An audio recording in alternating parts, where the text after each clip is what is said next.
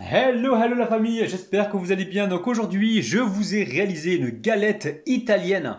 Franchement, vous allez être surpris, hein. C'est vraiment bon, il y a de la tomate dedans, des olives, de la mozzarella, du basilic. Franchement, vous allez vraiment être émerveillés. Alors si vous venez tout juste d'arriver sur la chaîne Cuisine Rapide et que vous n'êtes pas encore abonné, je vous invite à le faire en cliquant sur le petit bouton qu'il y a juste en bas de la vidéo, c'est marqué en rouge s'abonner. Cliquez dessus, c'est entièrement gratuit et en plus, vous allez apprendre énormément de choses. On part en cuisine, c'est parti. Alors très simple, pour réaliser ces pains briochés, il va nous falloir... Donc là j'ai mis 500 g de farine. Je vais commencer avec cette quantité de lait. Je vous dirai donc la quantité exacte tout à l'heure, hein, d'accord? Lait tiède.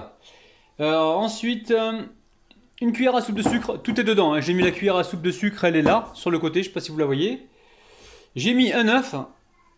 Je vais mettre 4 cuillères à soupe d'huile. J'ai mis une cuillère à café de sel, donc qui est là, et la levure fraîche boulangère. Donc j'ai utilisé la levure fraîche, 22 g de levure fraîche. Si vous utilisez la levure sèche, prenez 10 g, d'accord? Donc là tout de suite, je mets l'huile, donc les 3 ou 4 cuillères à soupe d'huile d'olive, ou huile normale, vous mettez ce que vous avez, ou du beurre fondu aussi, hein, d'accord? Et là je vais chauffer mon lait, ok? Bon, j'ai chauffé le lait au micro-ondes, d'accord? Je mets pas tout, hein, je mets, voilà, j'en ai mis une certaine quantité. Je vais vous dire une fois que je vais mélanger si voilà, la quantité exacte que j'ai mis parce que je ne sais pas trop la farine ce qu'elle va me demander en matière liquide. D'accord? Donc là pour l'instant on mélange. Je pense que je vais en rajouter encore un peu. Bon, je vais tout mettre, hein, au final. Alors au final je mets tout et je vous dis après la quantité exacte que j'ai mis, hein, d'accord? On va amener ça au pétrin, on va pétrir ça pendant environ, on va dire 5 minutes, 4-5 minutes, ok? Allez, je retire de la pâte. Allez, on va pétrir pendant environ 4 à 5 minutes, hein, ok? Bon, voilà, ça fait 5 minutes que la pâte travaille. Là, on a une belle texture de pain brioché, les amis, hein, pain brioché. Alors,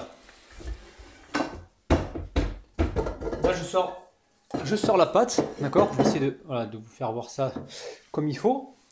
Donc c'est un pain brioché que l'on va farcir, d'accord? Donc là je le reforme en boule. Je le dispose directement dans la cuve. Je vais mettre un plastique par-dessus. Je vais couvrir tout ça et on se retrouve donc plus tard, dans au moins 1 heure environ pour, voilà, pour travailler la pâte. Il faut que ça pousse, d'accord? Pendant au moins environ 1 heure, 45 minutes. Il faut vraiment que ça double voire triple de volume, ok? À tout à l'heure.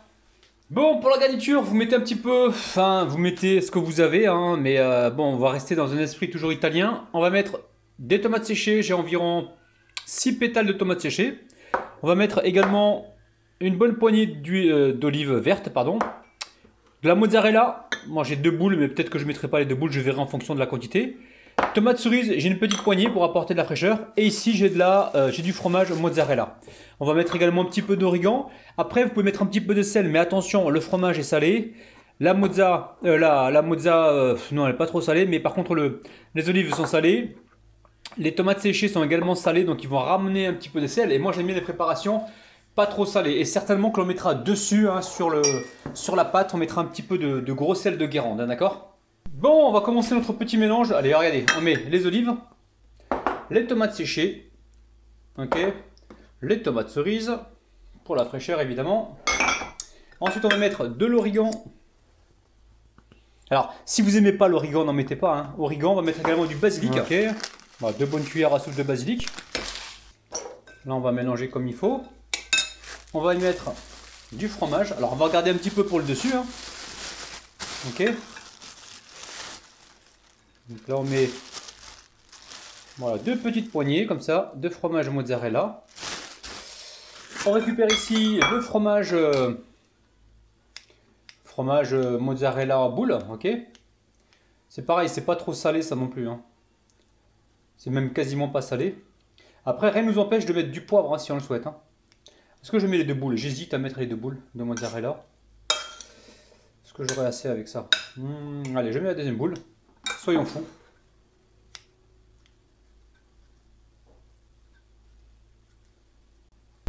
Alors je ne l'ai pas annoncé, mais évidemment, hein, de l'huile d'olive pour les recettes italiennes, ça va de soi.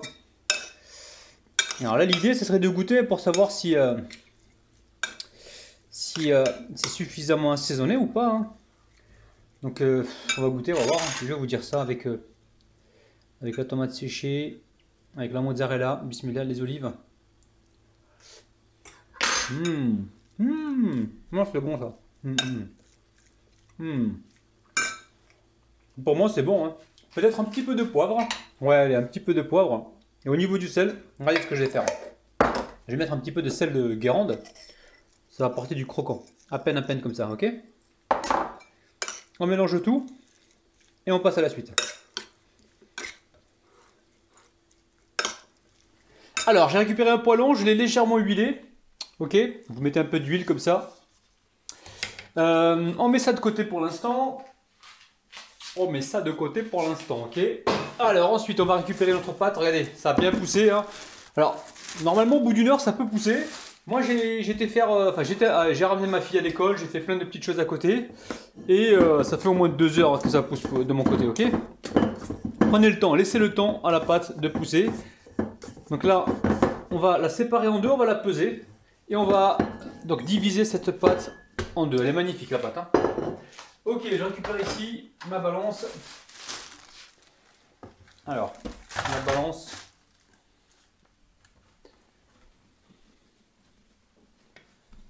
Voilà, donc on va voir combien ça pèse et on va diviser ça en deux. Hein, ok. Donc là on est à 833, donc 415 il me semble. On va diviser en deux et essayer d'obtenir 415 grammes. Hein.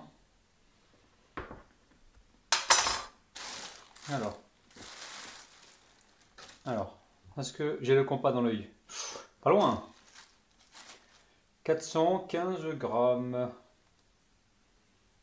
Ouais, c'est à peu près bon. Hein, regardez.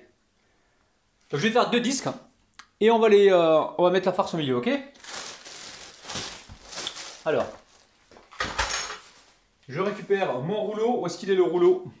Il est là. On va récupérer de la farine. Hein. Alors, de la farine. Et on va étaler les pâtes, ok? Donc j'étale mes deux bâtons de taille identique, ok? Et on va se retrouver juste après.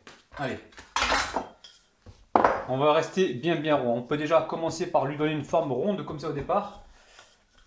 Et là, on n'hésite pas, on aplatit. Ok. Allez. Je fais rouler la pâte directement sur mon rouleau à pâtisserie. Je récupère ici mon poêlon.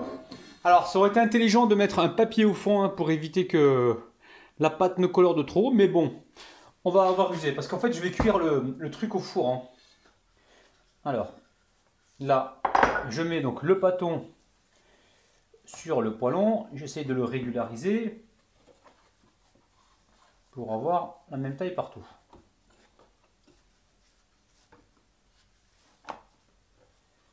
Ok, bon là on est à peu près bien.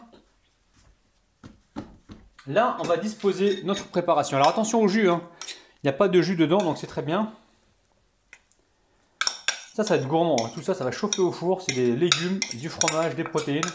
C'est que des bonnes choses. Hein. Regardez-moi ça. Donc là on entend le craquement du gros sel de Guérande qui va apporter énormément de saveur. Qu'est-ce qu'il fait le sel de Guérande dans ta recette italienne? Mais oui, c'est pour apporter un plus. Oh là là. Quand tu fais une recette comme ça italienne, ne sois pas embêtant. Ne cherche pas à avoir tout italien, d'accord? Hein. Si tu as les tomates séchées, si tu as les olives, l'huile d'olive, l'origan, le basilic, la mozzarella, c'est déjà italien, d'accord? Après, tu peux te permettre de rajouter des petits ingrédients supplémentaires qui ne sont pas forcément italiens, mais qui se marient très bien avec la recette, ok? Est-ce que tu m'as compris? Oui, réponse A. Non, réponse B. Ok. Allez, je mets ça de côté. Donc pareil, hein. On remet de la farine. Et on vient étaler la pâte.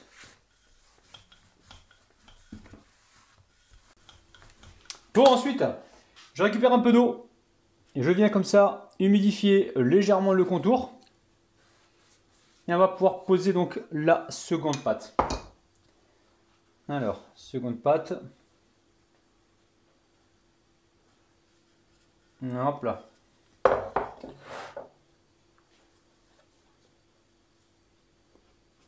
On va appuyer comme ceci. Et on va se débarrasser des bordures. Alors les bordures, vous pouvez les mettre à cuire aussi, les bordures, hein, pour les récupérer. Hein. Nous, on va... Vous voyez, j'aurais pas dû étaler aussi fin. Donc c'est pour ça qu'il faut prendre la mesure à chaque fois. Pour être sûr de pas trop... comment dire, de pas couper, de pas trop étaler en fait. Allez, je récupère ma roulette et je viens ici couper à ce niveau-là pour avoir quelque chose de bien joli. Donc vous de votre côté ne faites pas comme moi, hein, n'allez pas étaler la pâte trop longue. Prenez la mesure à chaque fois avec le poêlon pour essayer de tomber juste et pour essayer de perdre le moins de pâte possible, hein, d'accord? Là c'est pas perdu, hein, c'est de la pâte que je vais filmer et je vais utiliser prochainement. Ok, allez. Ok. C'est une pâte, et en plus cette pâte là vous pouvez la faire la bouler en fait, la mettre en boule et faire des brioches à côté, hein, ça marche aussi. Hein. Ok, je récupère la pâte. On peut la retravailler, la laisser pousser, la mettre au four hein, pour en faire soit du pain brioché, soit vous en faites ce que vous voulez. Pour l'instant je vais la mettre dans un plastique, ok. Donc là je vais m'assurer que la soudure est bien faite. Donc là j'appuie bien comme il faut ici, pour pas avoir de fuite pendant la cuisson. Donc là on appuie comme il faut. Allez, je vais casser un œuf et je vais m'en servir de dorure, ok? Alors, là je viens battre comme il faut. Allez, on va pouvoir badigeonner donc avec l'œuf battu. On essaie de pas faire couler partout. Hein. L'œuf battu, pardon, je dis le jaune, l'œuf battu, on va pouvoir le conserver au frigo jusqu'à demain. Et demain, si je refais une recette, je vais réutiliser la dorure pour éviter de la perdre, d'accord? Donc certainement que demain je vais faire des brioches, je vais voir. Mais il est hors de question de perdre l'œuf que je viens d'utiliser là. On peut le garder jusqu'à un jour bien filmé au frigo, ça bouge pas, d'accord? Ici j'ai un petit point noir, hop là je le retire.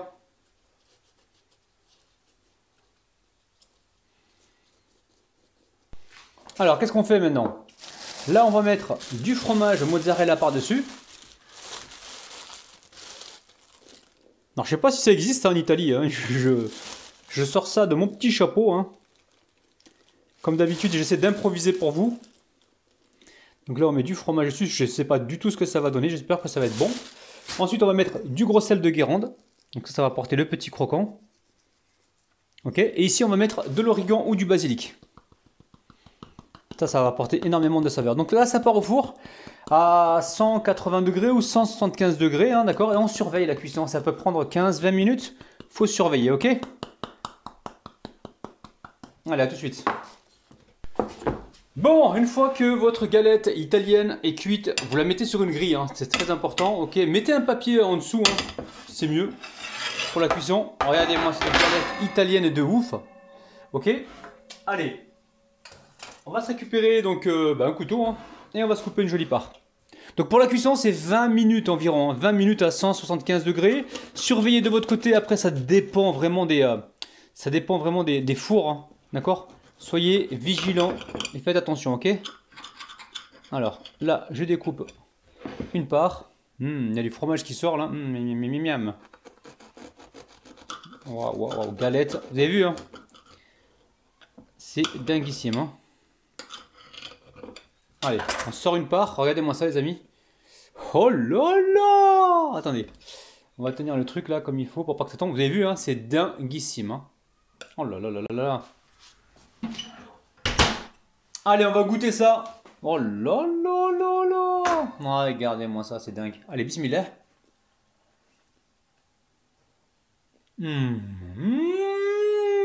Ah ouais. C'est dingue. Non. Magnifique. Alors j'ai cuit ça dans un four à gaz. Donc j'ai allumé juste en bas. Par contre, j'ai mis la galette le plus haut, enfin plus haut possible, d'accord? Et j'ai allumé juste en bas, j'ai pas allumé en haut. Franchement, c'est du délire. C'est vraiment super bon, c'est dinguissime. Hein. N'oubliez pas de me laisser des petits pouces vers le haut. N'oubliez pas de vous abonner à la chaîne Cuisine Rapide, d'activer les notifications, pardon. Et sachez que moi je vous kiffe de ouf. Et que je vous retrouve tous les jours le matin à 9 h. Bis. Bye bye. Wow.